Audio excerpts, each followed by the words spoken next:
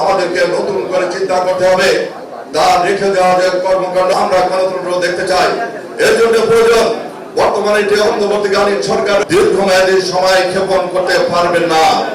এই ভূখণ্ডের মানুষ কিন্তু ভালো লাগার মানুষ বাংলাদেশ জাতীয়তাবাদী দলের নবগঠিত কমিটির সংগ্রামী আহ্বায়ক সাবেক উপস্থিত আছেন খুলনা মহানগর বিএনপির সম্মানিত প্রেসিডেন্ট জিয়াউর রহমানের 89তম জন্মদিন উপলক্ষে জানাই।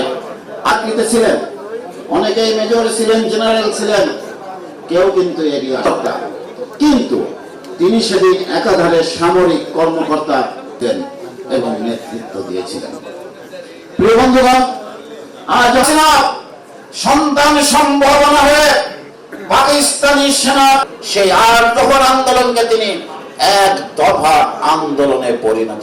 তোমাদের নেতা 10 জানুয়ারি পাকিস্তান থেকে হাসিনার মতো একজন মানুষ প্রধানমন্ত্রী হতে বাংলাদেশের জনগণের বর্তমান যে রাজনৈতিক প্রেক্ষাপট, 5ই আগস্টের যে মহান তিতিক্ষা এবং আমাদের প্রিয় নেতা তারেক রহমানের এবং জেলার শীর্ষ নেতৃবৃন্দ এবং কেন্দ্রের থেকে যারা এসেছেন তারা বক্তৃতা। প্রেসিডেন্ট জিয়াউর রহমান এমন একজন রাজনীতিবিদ ছিলেন, তিনি জনগণ তার কাছে আসার আগে তিনি জনগণের কাছে ছুটে গিয়েছিলেন।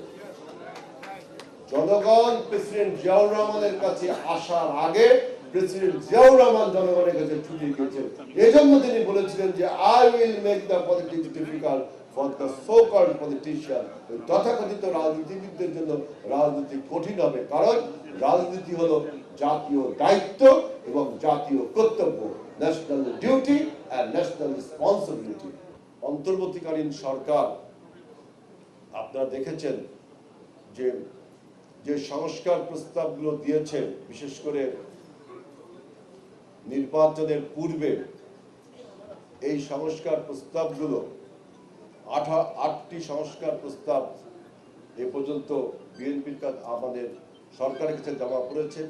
আমাদের দল বিএনপি প্রত্যেকটি প্রস্তাবের সাথে সরকারের সাথে আলোচনা করে কোনটা গ্রহণযোগ্য, কোনটা আমাদের উপযোগী, কোনটা বাংলাদেশকে গণতন্ত্রে শক্তিশালী করবে এবং কোনটা ফ্যাসিবাদকে আর ফিরিয়ে আনবে, এইসব আলোচনা ডায়ালগের মাধ্যমে আমরা এই সংস্কার প্রস্তাবের সাথে যুগপৎভাবে চলতে চাই। অর্থাৎ নির্বাচন এবং সংস্কার একসাথে চলতে চায়, এটাই বিএনপির বক্তব্য। যারা বলেন যে বিএনপি সংস্কার চায় না, তারা ভুল ধারণা, তাদের বিএনপি সম্বন্ধে অপপ্রচার করেন। কারণ বিএনপি তৈরি হয়েছে সংস্কারের মাধ্যমে।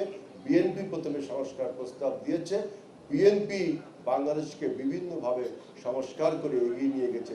সবচেয়ে বড় উদাহরণ হলো অনেক উদাহরণের মধ্যে একটি উদাহরণ হলো এই দেশ একসময় একদলীয় শাসন ব্যবস্থায় চলতো, বাকশালী কায়দায়। অর্থাৎ অন্য সব রাজনৈতিক দল বন্ধ, 3টা না 4টা কাগজপত্র থেকে সব কাগজ বন্ধ।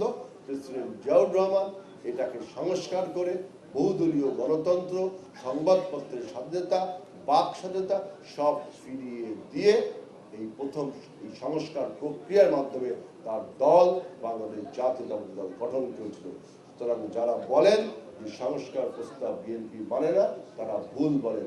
বিএনপির প্রথম বাংলাদেশে সংস্কার প্রস্তাব দিয়েছেন শহীদ আমাদের নেত্রী, দেশ নেত্রী বেগম খালেদা জিয়া 2016 সালে ভিশন 2030 মাধ্যমে প্রথম সংস্কার প্রস্তাব দিয়েছেন এবং আমাদের 31 দফা এখন আমাদের 2022 সালে। সুতরাং বিএনপি চায় সংস্কার এবং নির্বাচন একই সাথে চলতে পারে।